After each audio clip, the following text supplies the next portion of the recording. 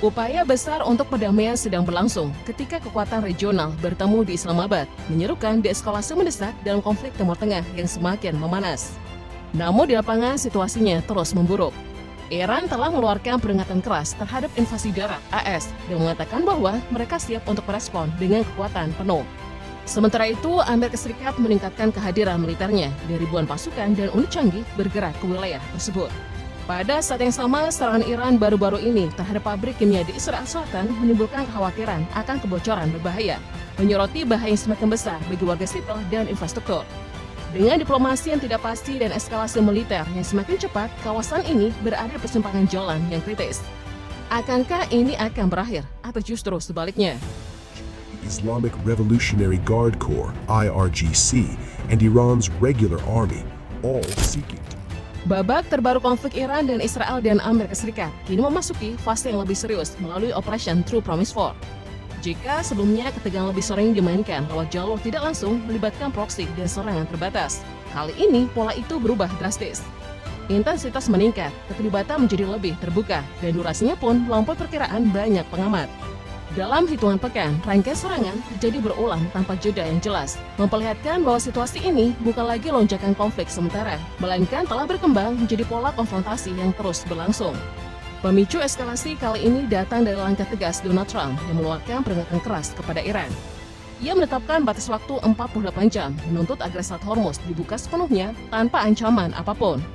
Jika tuntutan tersebut diabaikan, Amerika Serikat mengancam akan menghancurkan fasilitas pembangkit listrik Iran, dimulai dari instalasi terbesar.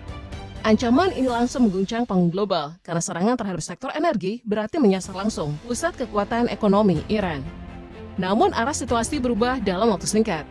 Belum genap beberapa hari, ultimatum tersebut justru ditarik kembali. Trump menyatakan bahwa jalur komunikasi dengan Iran menunjukkan perkembangan yang produktif, dan memutuskan untuk menunda rencana serangan selama 5 hari. Keputusan ini memunculkan berbagai spekulasi. Apakah ini bagian dari manuver diplomasi? Atau justru indikasi bahwa tekanan militer tidak memberikan hasil yang diharapkan? Meski demikian, ketegangan di lapangan tidak mereda. Serangan tetap berlangsung, bila fasilitas energi di Isfahan dan Khorramshahr dilaporkan menjadi target operasi Israel AS.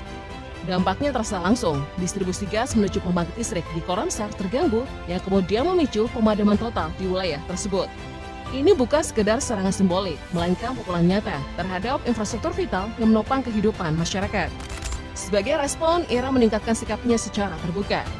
Islamic Revolutionary Guard Corps menegaskan bahwa mereka akan membalas dengan menargetkan seluruh pembangkit listrik milik Israel serta sekutunya di kawasan Teluk. Pernyataan ini menandai perubahan arah yang signifikan dari sekedar aksi balasan militer menjadi ancaman langsung terhadap stabilitas energi di kawasan secara keseluruhan. Ketegangan meningkat tajam saat Israel mengklaim telah menewaskan Komandan Angkatan Laut Islamic Revolutionary Guard Corps, Ali Reza Tangsiri, melalui serangan di sekitar Selat Hormuz. Meski belum ada konfirmasi resmi dari Iran, kabar ini sudah cukup memicu kemarahan besar. Hilangnya figur militer penting seperti itu berpotensi menjadi titik balik yang dapat mempercepat eskalasi konflik. Di sisi lain, konflik mulai meluas ke Irak. Di wilayah Anbar, serangan udara Amerika menghantam pangkalan Habaniyah yang digunakan bersama oleh militer Irak dan Popular Mobilization Forces. Serangan tersebut menewaskan sejumlah tentara Irak dan memicu kecaman keras dari Baghdad yang menilai tindakan itu sebagai pelanggaran kedaulatan. Situasi tidak berhenti di sana. Di Mosul, pesawat serang A-10 Thunderbird II milik Amerika dilaporkan menyerang posisi PMF, termasuk markas batalion ke-50 mereka. Ini menunjukkan bahwa konflik tidak lagi terbatas pada antar negara, tetapi juga melibatkan jaringan milisi yang memperluas skala pertempuran.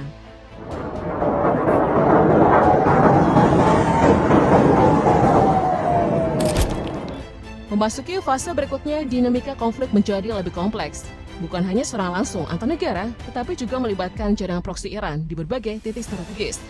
Polanya pun berubah, lebih taktis, lebih tersembunyi, namun tetap berdampak luas. Salah satu serangan paling menonjol terjadi di pangkalan Victoria milik Amerika di Baghdad. Kelompok Islamic Resistance melancarkan serangan dengan drone kamikaze berbasis fiber optik, teknologi yang relatif baru dan sulit dideteksi. Targetnya jelas, helikopter UH-60 Black Hawk dan sistem radar AN/MPQ-64 Sentinel yang menjadi bagian penting dari pertahanan udara pangkalan.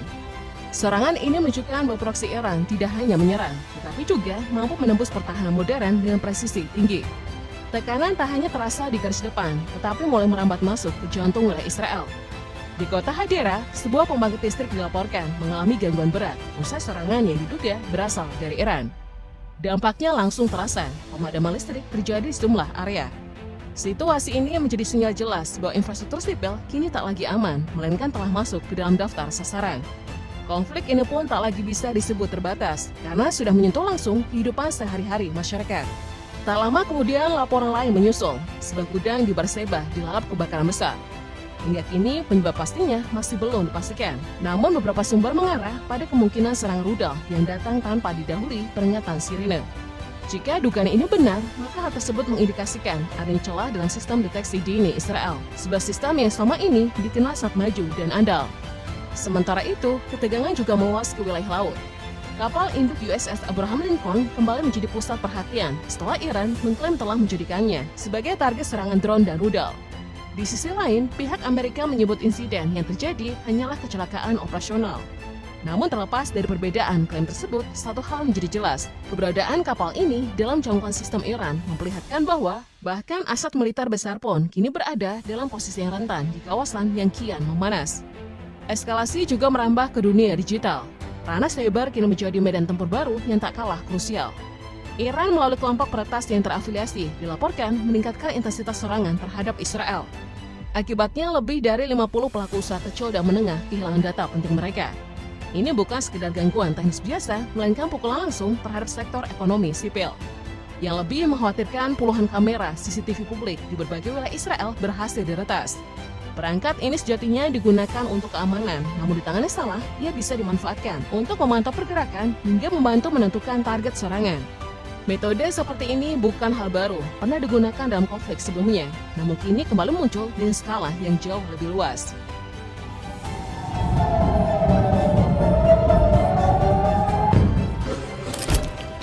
Jika meninjau dampak yang telah terjadi, besarnya kerugian dalam konflik ini benar-benar mencengangkan.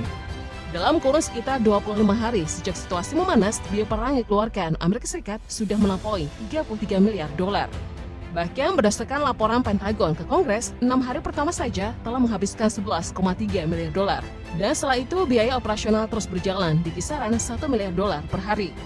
Artinya setiap detik konflik ini berlangsung, uang dan jumlah besar terus terkuras. Dari sisi korban jiwa, kondisinya juga tidak kalah memprihatinkan. Hingga sekitar 24 Maret 2026, total korban tewas dilaporkan mencapai sekitar 2.600 orang. Angka ini mencakup militer dan sipil dari berbagai pihak, baik Iran, Israel, maupun personel Amerika di sejumlah pangkalan.